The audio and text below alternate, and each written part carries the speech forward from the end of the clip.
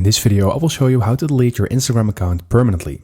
So if you want to delete your Instagram account permanently, then this is what you need to do.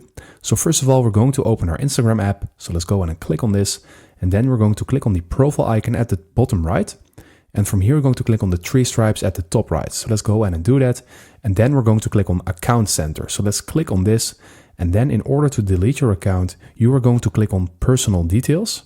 In here, you need to click on Account Ownership and Control. And in here, you need to click on Deactivation or Deletion. So when you click on this, you can select the account that you want to deactivate or delete. And once you click on this, you will start the process. So right now I've clicked on this, and now we can select if I want to deactivate the account, that is for temporary, or if I want to permanently delete it, then I need to click on this option, and then I need to click on Continue. And then Instagram will take me to the process of deleting the account permanently.